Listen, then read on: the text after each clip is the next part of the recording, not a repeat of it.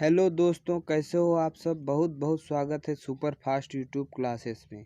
दोस्तों, इस वीडियो में हम देखेंगे क्लास 10 वालों के लिए संदर्भ कैसे किया जाता है, जो प्रश्न 3 के अंतर्गत आता है। संदर्भ व्याख्या करने का उसे कैसे करें। जी हाँ दोस्तों, आप देख सकते हैं यह आपका मॉडल पेपर है, जो कोई सीरीज है। मैं सीरीज का नाम नहीं बताना चाहता हूँ। उसमें का मॉडल पेपर का थर्ड क्वेश्चन है, निम्नलिखित गद्यांशों में से किसी एक के नीचे दिए गए प्रश्नों के उत्तर दीजिए।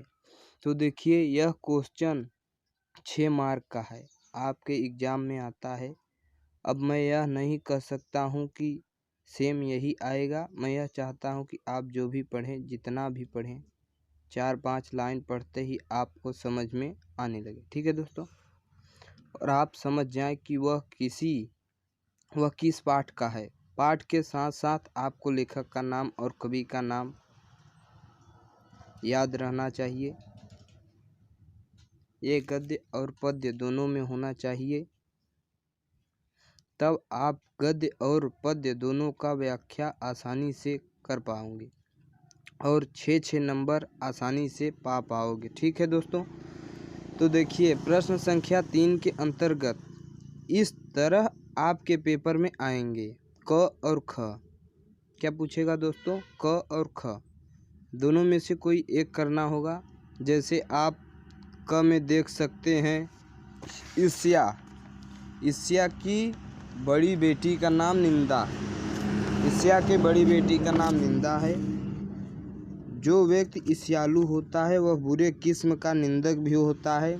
दूसरों की निंदा वह इसलिए करता है कि इस प्रकार दूसरे लोग, जनता, अभाव मित्रों की नज़रों से गिर जाएंगे और जो स्थान रिक्त होगा उस पर मैं अनायास ही बैठा दिया जाऊंगा।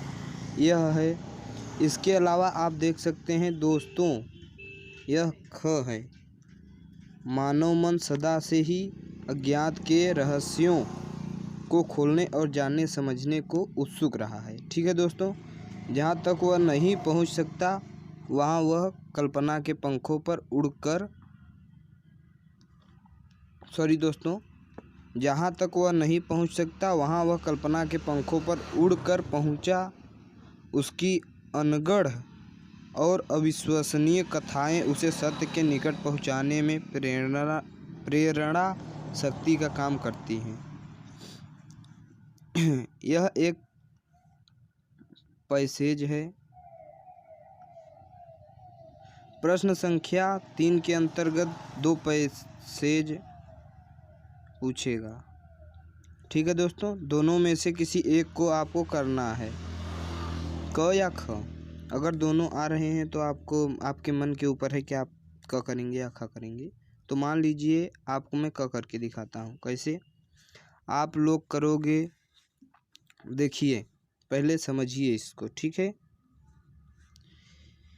यह एक चैप्टर है क। इसमें 3 प्रश्न पूछे गए हैं और तीनों का उत्तर आप लोगों को देना है। और तीनों 2-2 नंबर के तीनों रहते हैं, सब 2-2 नंबर के, यानी कि टोटल 6 मार्क का रहता है 3 प्रश्न। तो पहला प्रश्न क्या है हमारा? उपयुक्त गद्यांश का संदर्भ लिखिए। तो इसका संदर्भ आप कैसे लिखेंगे? संदर्भ के लिए पहचानना होता है कि यह किस लेखक का है। तो ईर्ष्या की बड़ी बेटी, तो यह ईर्ष्या आ गई। तो आप लोगों का एक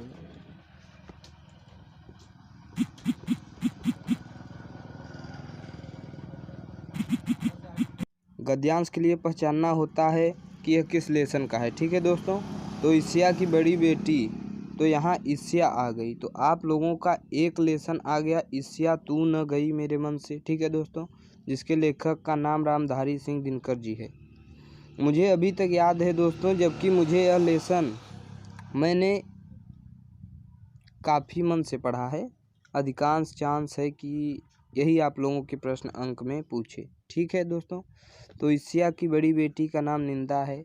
ईर्ष्या तू न गई मेरे मन से पाठ का नाम है, जिसके लेखक रामधारी सिंह दिनकर जी हैं। ठीक है दोस्तों, तो इसका संदर्भ आसानी से लिख सकते हैं। कैसे कि प्रस्तुत गद्यांश ठीक है दोस्तों। प्रस्तुत गद्यांश हमारी पाठ्य पुस्तक हिंदी के ईर्ष्या तू न गई मेरे मन से नामक पाठ से लिया गया है।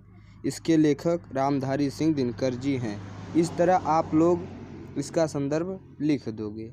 आसान है, ठीक है दोस्तों। चलिए अब क्वेश्चन नंबर ब यानी कि दूसरा क्या है दोस्तों, गद्यांश के रेखांकित अंशों की व्याख्या कीजिए। ठीक है दोस्तों, इसका आप लोग लिख दोगे जो मैंने बताया, उसका 2 मार्क अब आप लोगों को मिल जाएगा। अब इसकी व्याख्या करोगे तो इसका 2 मार्क तो आप लोगों को मिलेगा। सबसे ऊपर रेखांकित अंश ईर्ष्या की बड़ी बेटी का नाम निंदा है, तो ईर्ष्या की बड़ी बेटी का नाम निंदा है। इसका कहने का क्या मतलब है, जो निंदा है वो ईर्ष्या से बड़ी है। तो यहाँ आप लोग ऐसे लिखोगे, उपयुक्त गद्यांश में कवि हमें बताना चाहता है कि ईर्ष्या से बढ़कर निंदा होती है, क्योंकि ईर्ष्या के बड़ी बेटी का नाम निंदा है। ठीक है दोस्तों, इसका मतलब ईर्ष्या से बड़ी क्या होती है, निंदा होती है। तो यही बताना चाहते हैं कि ईर्ष्या से बढ़कर निंदा होती है। दूसरों की निंदा वह इसलिए करता है कि इस प्रकार दूसरे लोग, जनता अथवा मित्रों को नज़रों से गिराया जाए। अब हम यहाँ आ गए, क्योंकि हमें सिर्फ अंदर लाइन वाले शब्दों की ही व्याख्या करनी है। ठीक है दोस्तों, तो मैंने बता दिया। अब इसका क्या अर्थ लिखेंगे। ठीक है दोस्तों, किस प्रकार जनता अथवा दूसरों की नज़रों से गिराया जा सके, इसका आप लोग लिखोगे कि वह व्यक्ति दूसरों की निंदा इसलिए करता है कि वह उसे अपने दोस्तों, जनता की नज़रों में गिराना चाहता है। ठीक है दोस्तों, तो यह लिख दोगे, आप लोगों का काम हो जाएगा। आप लोगों को दो नंबर दे दिया जाएगा। ठीक है दोस्तों, यह हुआ गद्यांश के रेखांकित अंशों की व्याख्या। चलिए हम आगे चलते हैं। गद्य में कोई प्रॉब्लम नहीं होगी, पद्य में आप लोगों को प्रॉब्लम होगी, क्योंकि गद्य में आप लोगों को अर्थ बनाकर भी लिख सकते हैं, लेकिन पद्य में आप लोग एकदम सटीक आंसर देना होगा। ठीक है, तो अब आगे चलते हैं। 2 प्रश्न हुआ, अब आप तीसरा प्रश्न दिया जाएगा।